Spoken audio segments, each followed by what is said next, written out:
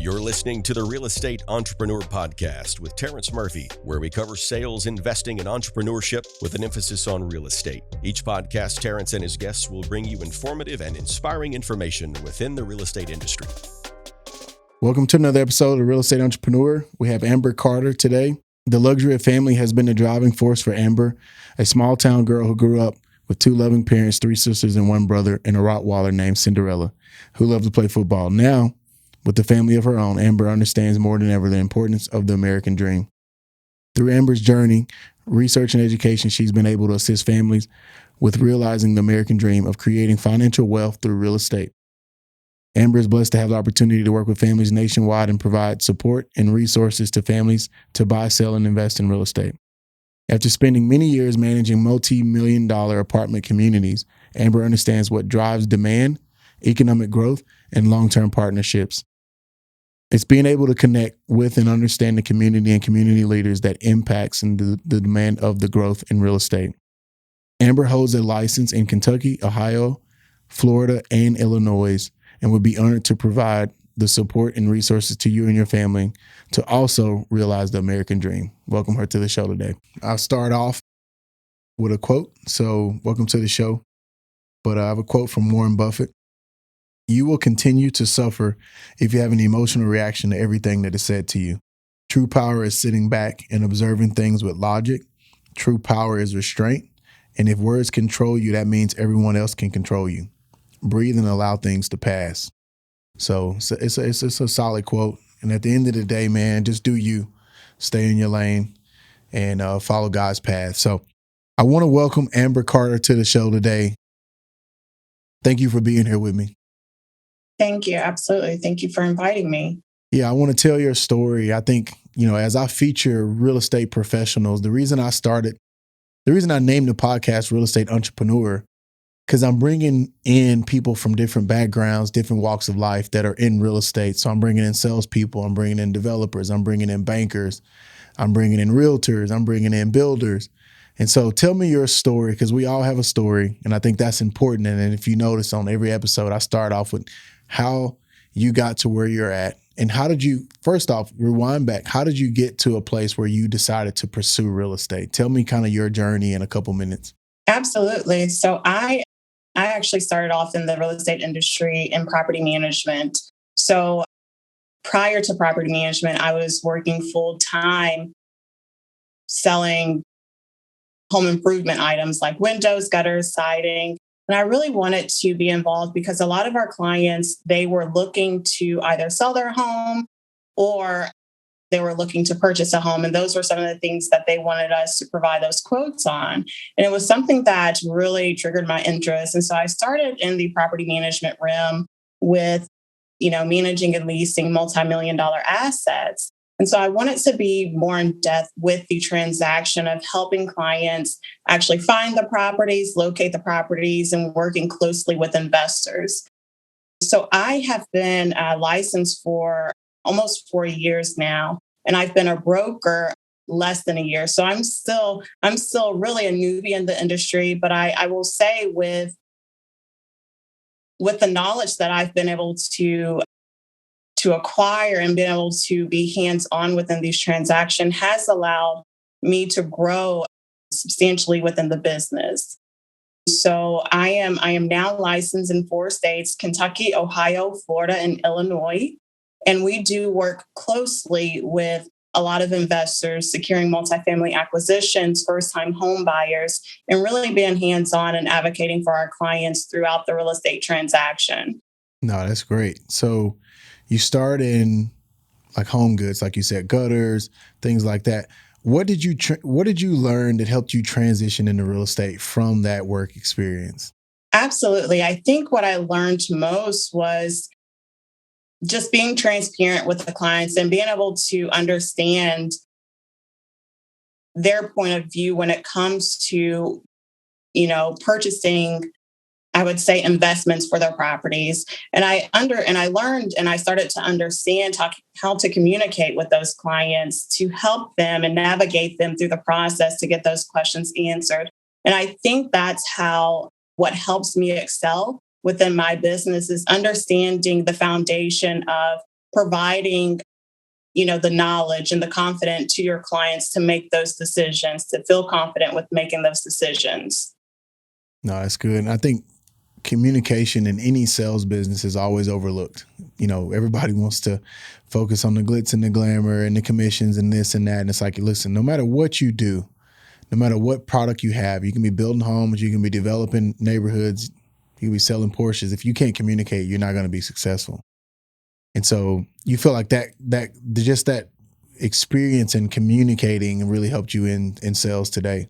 Absolutely. And I see now, I mean, even with clients that, they've gone through the real estate transaction of either buying or selling, within that transaction, they still really didn't understand the process because it wasn't communicated to them. It just happened so quickly.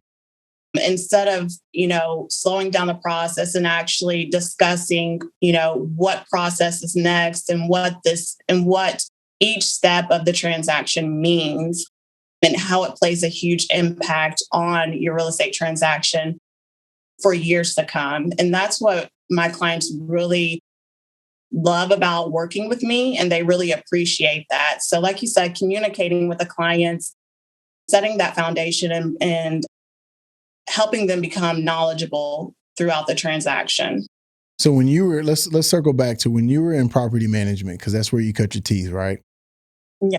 You started in leasing, and you said leasing multi-million-dollar assets, right? Give me some more specifics on kind of what that looked like for you in real estate. And then how do you feel like that's helped you transition into where you're at today? Absolutely. I say property management was probably the best thing that I could do for my real estate career.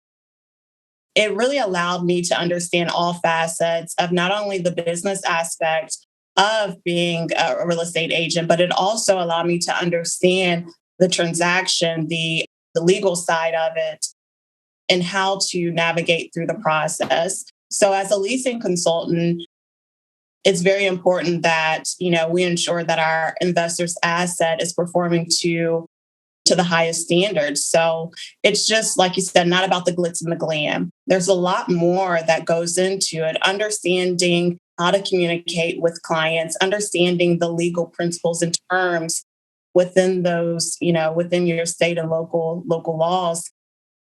And I will say what I think that I still use today within every transaction is making sure that when I am communicating with my clients, that I'm providing them with all of the details. So I always say that one client is not going to get less of a service than what I provide to the next client. Yeah. Because I want to make sure that I'm communicating all the information to each client that I speak with and discuss whatever the transaction is.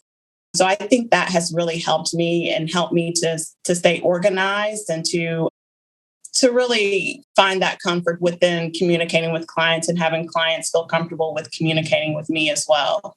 No, and I think that's key, And so when you were dealing with clients in leasing and management, were you multifamily clients? Was it kind of small investors with duplexes, single family houses? Was there a niche that you were managing or leasing? Yeah. So with the multifamily, it was most of my properties were no less than 100. So multifamily portfolios that have, 1,000+ stores. So it was larger portfolios.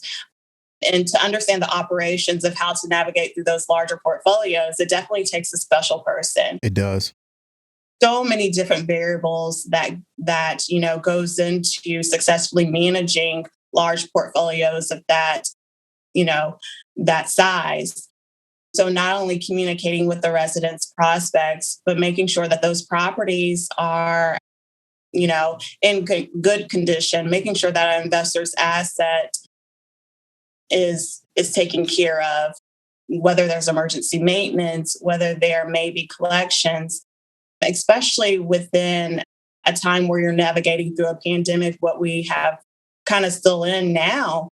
You have to understand, how are we going to ensure that our clients are still, getting paid with rent collections, but then also being able to understand the side of, our residents, if they are losing their employment or things are changing within their financial situation. So yes, it was larger portfolios. It's definitely a challenge, but being able to stay, on track and organized is what really helps us. So if I were an investor, or let's just say someone aspiring to manage either one in kind of the larger multifamily type projects, what would be three things that you wish someone would have told you that you like something you would have known before you started managing and leasing those bigger? Because like you said, a package of duplexes or package of single family rentals is totally different than a 100-unit apartment complex, 200-unit apartment complex. So what would you say that those kind of three nuggets you wish you would have known? I would say, one, ensuring that you have a team that understands the due diligence process. For all of our clients, we have a pre-due diligence process that we conduct for all of our clients. So knowing what to look for when you are investing. Two, understanding the financials. So understanding you may have a property that is 100% leased, but are all of the residents paying their rent on time? What does that look like? Because you're 100% physically occupied does not mean that your economic occupancy is going to be the same. So understanding what those financials look like.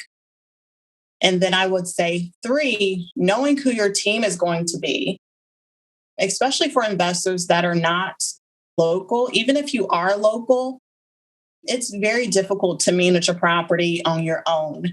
There are so many different professionals that you need to have on your team, such as attorneys, such as contractors, vendors. You want to make sure that you have a solid team that you can trust and that you know what their pricing is and you know what their services are and they know what your expectations are. No, that's good. Wow, that's really good. So as you transition, right, you now are licensed in multiple states. Mhm. So we got Kentucky, Ohio, Florida, and Illinois. Correct. Why, if I'm an agent considering doing that, why do you feel the value or the need to be licensed in those states? And what was the thought process behind that? Absolutely. And so I get that question a lot. And I would say I'm realistic enough to understand that I can't be in all four states at one time. It's just Mhm. not realistic. I'm only one person. And so with the foundation that I provide for my agents, it does allow them to really have that seamless process or provide that seamless process to clients as well. When it comes for my business, it's very important to take the time to actually communicate with your clients. And Mhm. I see throughout transactions, if you set those expectations and you take the time to sit down with your client and conduct that home buyer consultation, doing those first steps initially, more than likely it provides a higher percentage of those transactions going through.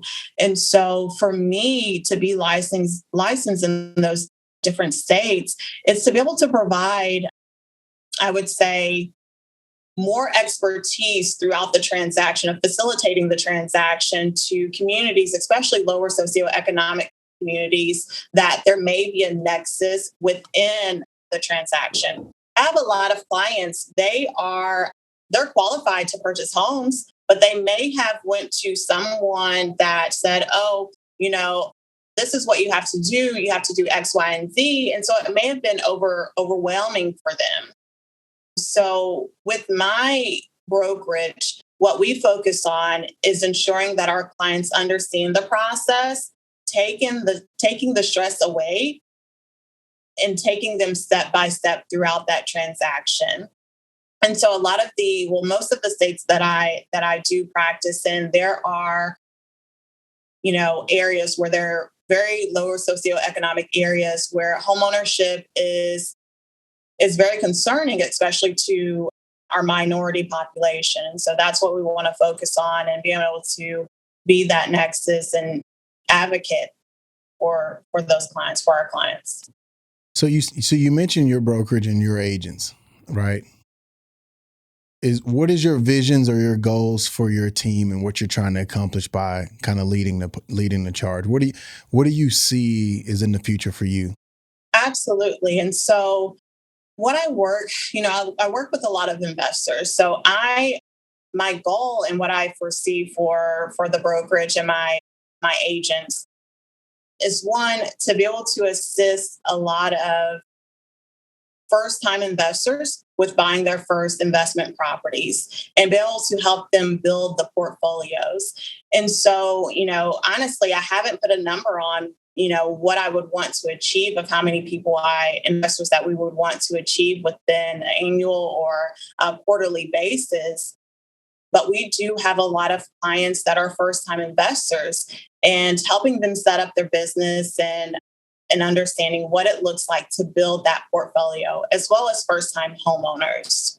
So if I came to you and just give me a bird's eye view, you don't have to get into specific details, but just kind of give me a bird's eye view, because I can tell that's a passion for you.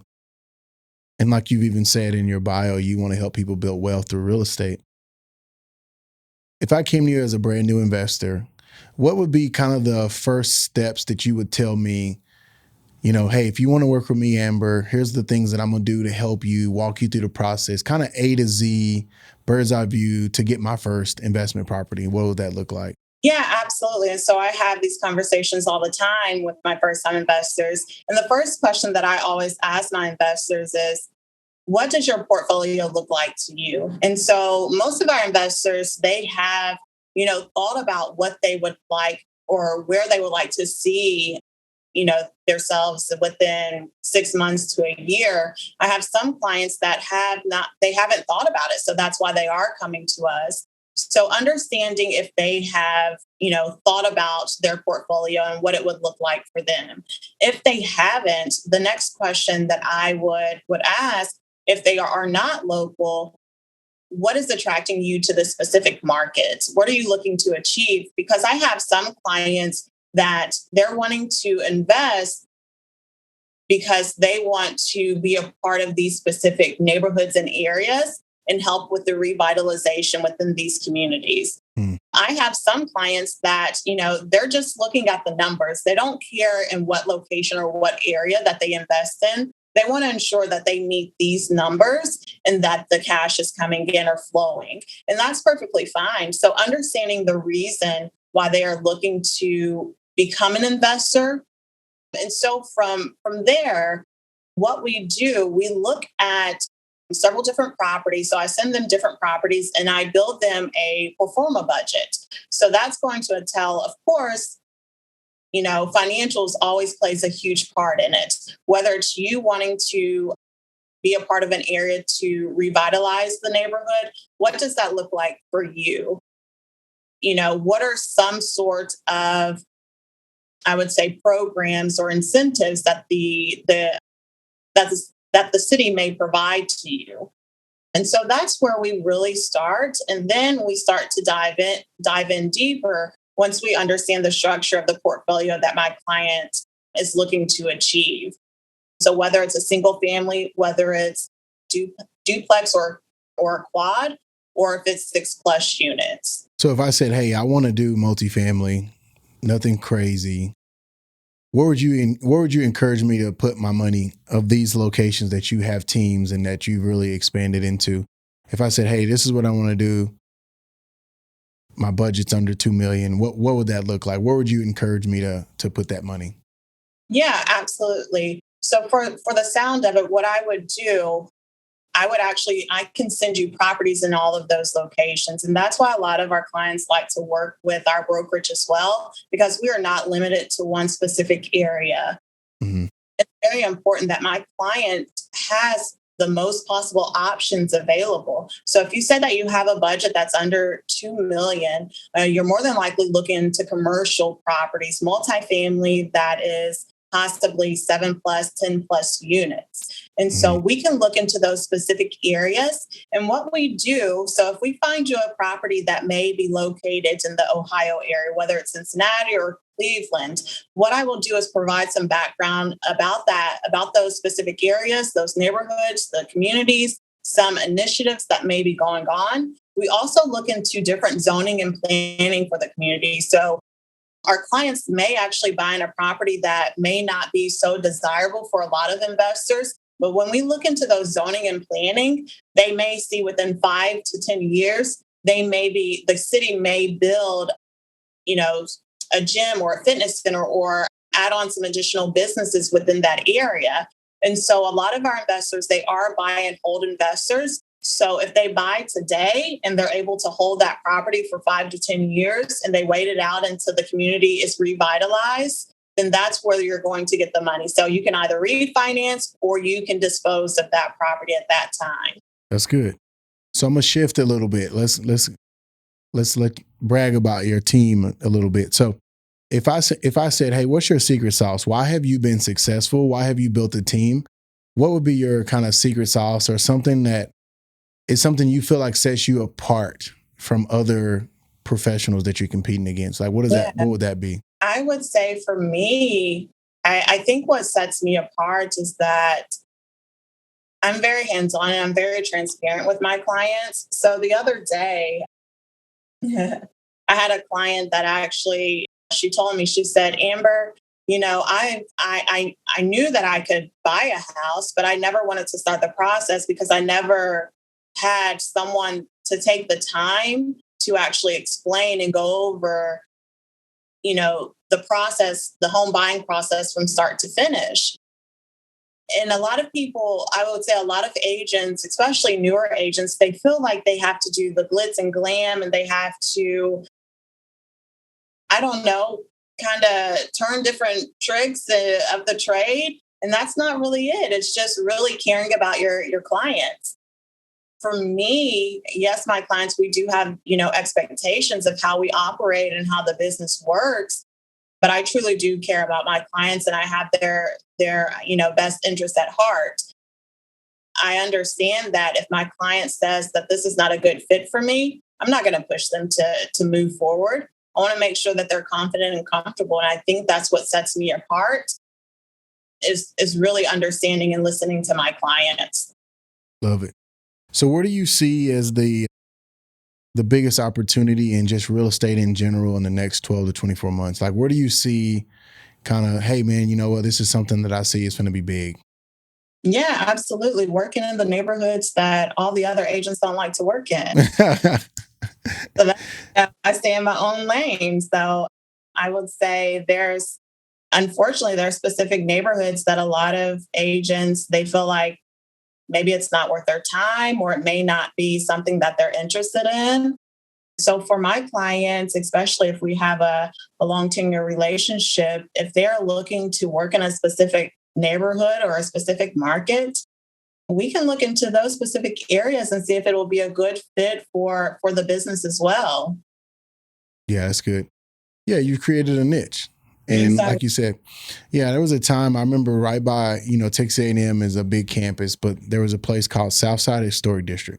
Mm-hmm. And it was rough. I mean, at one point, there was, a lot going on, but it was right by the stadium, right by Kyle Field. And I was like, why aren't people putting money in it? It's a great location.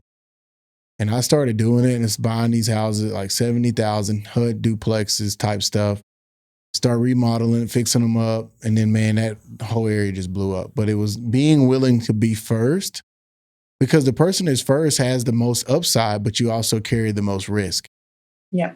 And you got to be willing to understand that. And as long as you're risk averse to that, then yeah, I mean, it makes sense, And that's very true. With any transaction, you do have that risk. And so I actually have a client, we just he started to invest in the Cleveland market. And so he entrusted me. He knew that was a new market for my company as well. But we did the research and we, took the time to go through those properties and go through those neighborhoods and see what's happening now and what's expected to happen in the next 5 to 10 years. And now we have about 5 properties under contract.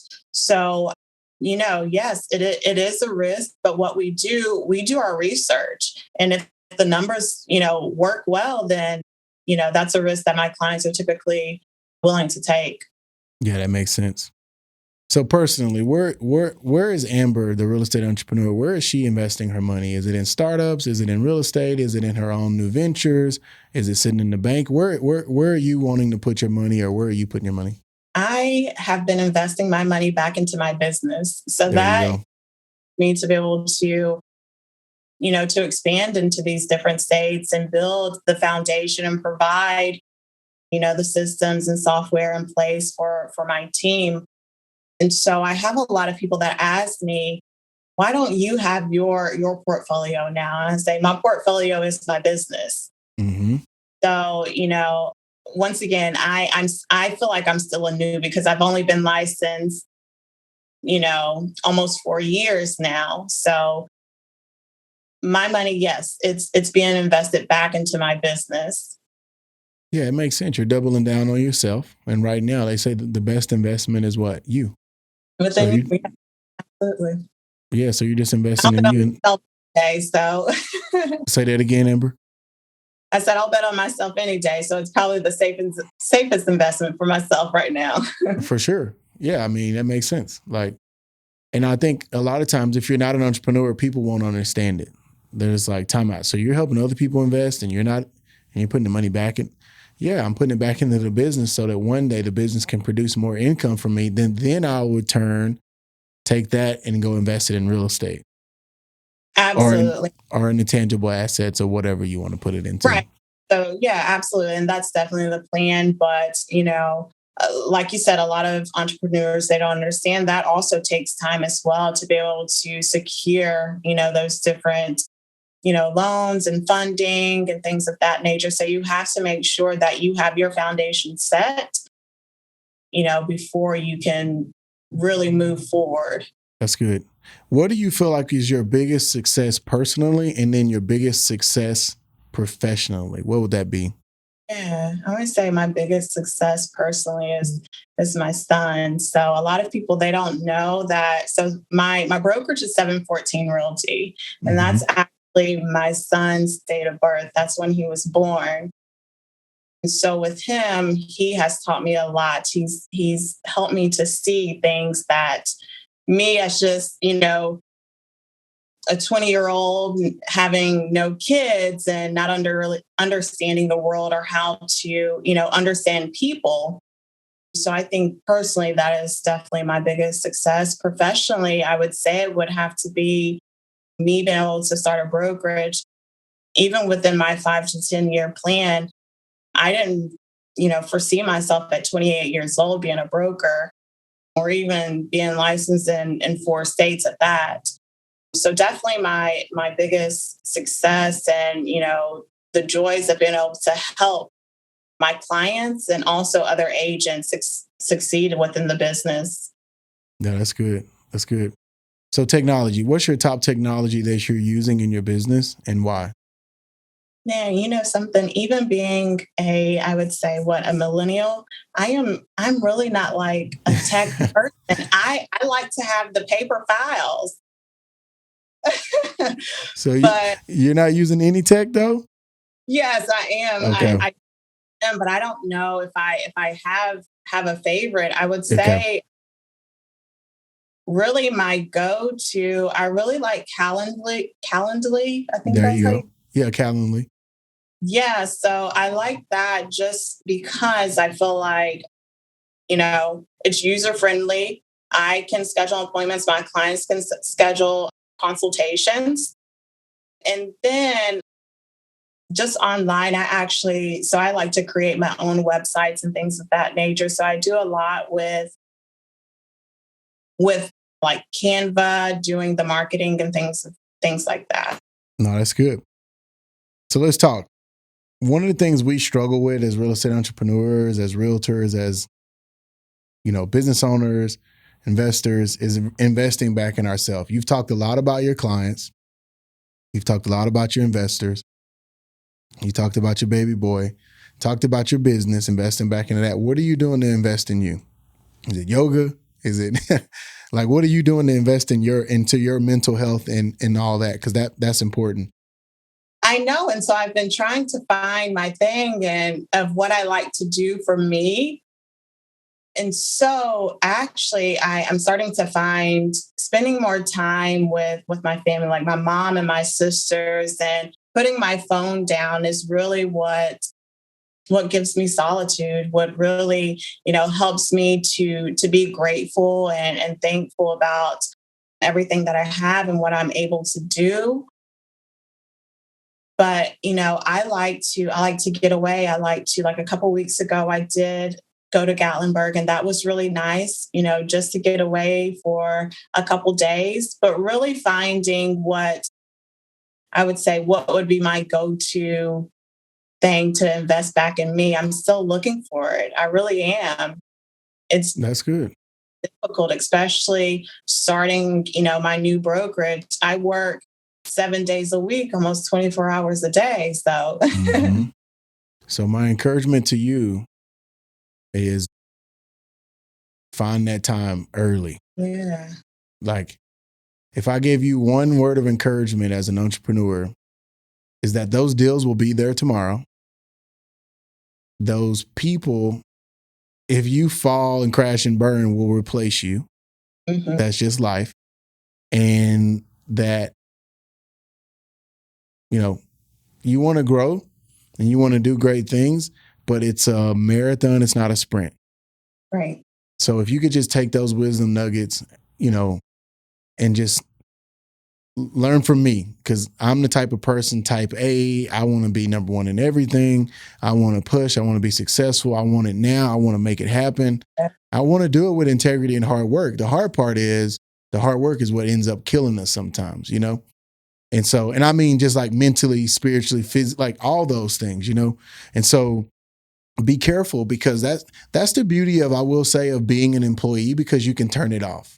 Hmm. People don't realize, as an entrepreneur, when you're trying to make sure the lights are on, you're trying to make sure your employees get paid, you're trying to make sure your staff is right, you're trying to make sure payroll is paid, you're trying to make sure taxes are paid. Like, there's a lot that you're carrying. Yeah. And if you're not careful, you'll burn out, or you'll look up and you don't even recognize yourself. And I've seen a lot of entrepreneurs do that, including myself.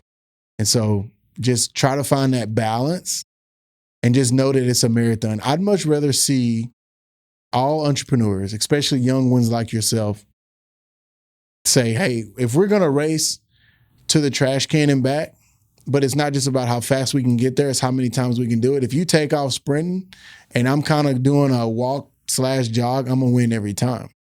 So just pace yourself. And so we always have all our guests bring a book that they read that might have changed their life or affected them. What would the one book that you want to mention to our audience that you feel like, hey, man, this is a good book, this is what I got from it? The 7 Habits of Highly Effective People. And the reason being is, kind of to the point of what you made, is when we are navigating, understanding how to prioritize our time, how to be effective and not, burn so much of the day just running in circles. But when we have a task to complete, ensuring that we're able to get to from point A to point B without having to do the unnecessary things. Yeah, that's good. That's really good. So, last couple questions. Yeah. How's your team? Like, how's your team structured, or how you envision your team being structured so that you can keep scaling your business? Absolutely. So ideally, within each market, I would have anywhere between 3 to 5 agents. And so at this point within the company, we are looking to keep the number of agents small, because we don't want agents to feel as if they're just another number. I remember when I first affiliated with my brokerage, and there's hundreds of agents within that brokerage. I'm like, okay, well, I don't even know where the bathroom is. I don't even know who to connect with. I don't know who is who. And so that can be very overwhelming. And for newer agents, it's, you affiliate, and then before you know it, it's 6 months and you're still at square root one, not understanding how to maneuver through a contract. You don't have any clients. And so what we focus on is keeping our number of agents small so that we can be hands-on with them assisting them with building their brand, building their budget, building their business plan, and making sure that they're able to achieve their goals. That's good. So final thoughts. If you were going to leave our audience with just like a final thought for you, what would that be? If you say, hey guys, this is my final thought I want to leave you with, what would that be? Yeah, I think a final thought would be, I don't know, here lately it's don't take no for an answer. Understand why you received that no and work through it and keep going, keep pushing through. That's great. Well, thank you so much for being on the show. It's going to be a great episode, and I look forward to staying connected in the future. Likewise, I appreciate you. Thank you. Thank you for tuning into this week's episode of The Real Estate Entrepreneur with Terrence Murphy. Please subscribe on whichever platform you are listening and consider leaving a 5-star review, as that will help us gain traction and continue to bring you knowledge in the real estate industry. For more content, head over to terrencemurphy.com.